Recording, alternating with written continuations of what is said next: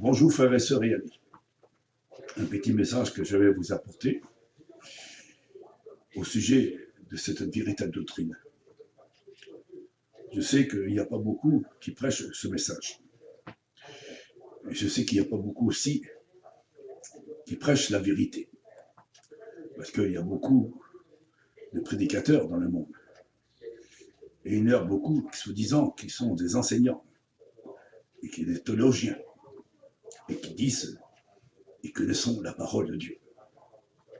Et pourtant, depuis des siècles et des siècles, beaucoup ont baptisé au nom du Père, du Fils et du Saint-Esprit, pendant des siècles et des siècles.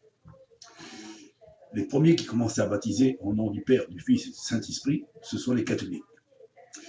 Après les catholiques, il y a eu les protestants. Après les évangélistes, les baptistes, les pentecôtistes, les orthodoxes, et les Lumières aussi, pas longtemps qui est sorti, il y a 70 ans. Et ils ont tous baptisé à travers de cette formule.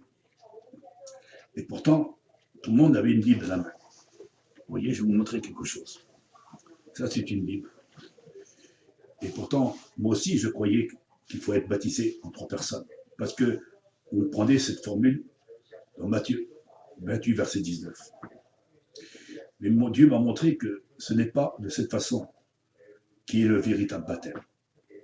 Parce que ce n'est pas au nom du Père. Parce que le Père, ce n'est pas lui qui a donné sa vie pour mourir sur la croix. Parce que c'est Dieu qui a envoyé son Fils dans le monde. Il est l'anneau de Dieu qui ôte le péché du monde. C'est son Fils. Il y a une distinction entre le Père et le Fils. Ce n'est pas le Saint-Esprit, parce que Dieu est esprit. La Bible nous dit, il y a un seul esprit qui opère toutes choses. Dieu est esprit. Le Christ a dit, les vrais adorateurs adoreront le Père en esprit et en vérité. Mais c'est le Fils qui est l'agneau de Dieu qui ôte le péché du monde. Et c'est à travers de son baptême, et il dit lui-même à ses disciples, j'ai hâte par ce baptême. Parce qu'il est hâte de mourir pour chacun de nous.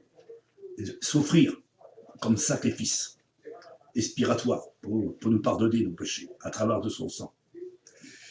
Mais pourquoi vous ne croyez pas ce qu'on dit? Et pourtant, on vous donne des preuves à l'appui. Moi, je examine la Bible, et plusieurs Bibles, parce qu'il n'y a pas qu'une Bible. Je n'examine pas seulement une Bible, mais j'examine plusieurs Bibles. Et à travers ces Bibles-là, plus sans compter, je regarde sur Internet. Il y en a des centaines de Bibles différemment. Et chacun est en parler différemment. C'est Dieu qui me l'a montré. Autrefois, j'avais reçu des enseignements de ces enseignants, et je croyais que c'est ça qu'il faut apporter, la vérité. Mais Dieu m'a dit, non, ce n'est pas cette façon que nous devons être baptisés. Alors j'ai cherché à comprendre. Et en cherchant, Dieu m'a montré que les apôtres, dans les actes des apôtres, Pierre, il ne baptisait pas en 3 personnes, mais en une seule personne, à travers de la mort du Christ. C'est à travers de sa mort que nous sommes baptisés. Et l'apôtre Paul aussi, il fait la même formule que Pierre. Parce que Pierre a commencé à prêcher l'évangile, 3000 âmes se furent convertis à travers de la mort du Christ, qui l'ont accepté par la foi, à cause de la prédication qu'il a annoncée. Et les gens ont été vivement touchés.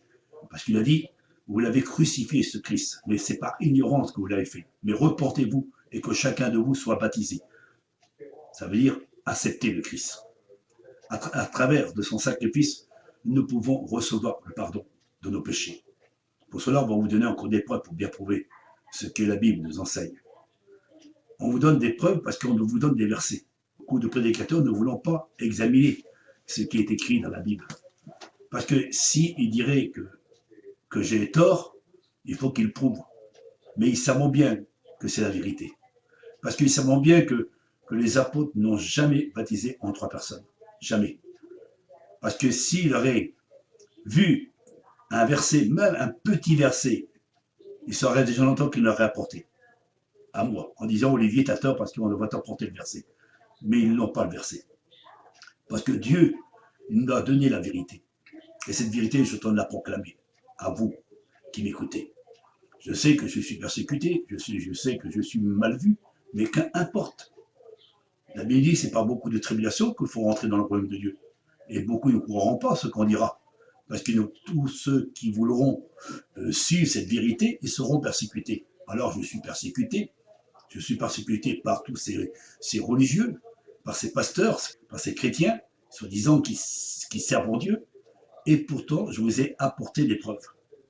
Et moi, je ne suis pas là pour ajouter, ni retrancher, mais moi, j'ai regardé dans la Bible, j'ai vu dans les actes des apôtres qu'il faut être baptisé simplement au nom du Christ. Même Jean-Baptiste, il dit lui-même aussi, moi je vous baptise de repentance, mais celui qui vient, lui, il va vous donner le véritable baptême. C'est lui qui va vous donner le véritable baptême. Le véritable baptême, c'est à travers le Christ, le Mashiach, le Fils du Dieu vivant. C'est à travers de son sacrifice que nous pouvons y rentrer dans le lieu très saint. Mais vous ne comprenez pas ce qu'on va vous dire. Mais on va vous donner des preuves. Et tous ceux qui voudront nous combattre, ils seront déçus. Tous ceux qui voudront nous combattre, en réalité, ils ne combattent pas nous, mais ils combattent Dieu. Et ils combattent le Saint-Esprit de Dieu. Parce que le Saint-Esprit de Dieu, il nous donnera toujours des révélations pour vous révéler la vérité. Et vous serez confondus. Alors si vous combattez, nous, en réalité, ce n'est pas Olivier que vous combattez, mais vous combattez celui qui est en moi. Et celui qui est en moi, il est bien plus grand que celui qui est dans le monde. Parce que celui qui est en moi, il m'a donné la vérité. Et vous ne pouvez rien faire.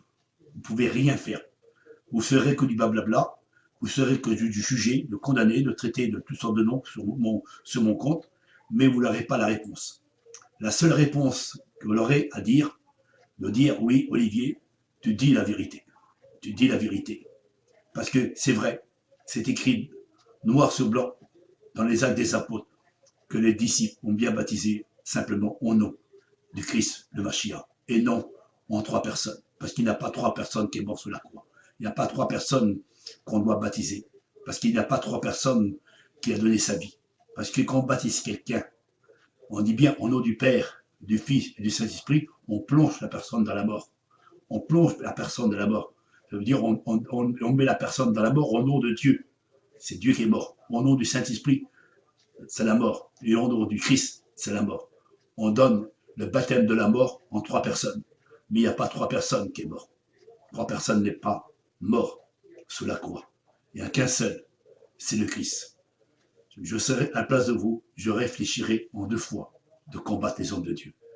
Parce que si vous voulez rentrer dans le royaume de Dieu, il faut savoir s'humilier et de reconnaître la vérité. Parce que moi, ce que je dis, c'est écrit noir sur blanc dans la Bible. C'est écrit noir sur blanc. Et on va vous donner encore des preuves, et des preuves, et des preuves, jusqu'à temps que vous rentrez dans votre oreille et vous comprenez le sens réel. Mais malheureusement, vous avez reçu un esprit d'égarement. C'est pour ça que le Christ a dit beaucoup d'appelés, mais peu d'élus. S'il n'abrège pas les jours, personne ne serait sauvé. Alors, je vous invite à vous mettre devant Dieu et surtout d'examiner bien les Écritures. Parce qu'en réalité, quiconque mettra sa confiance en Dieu aura la vie.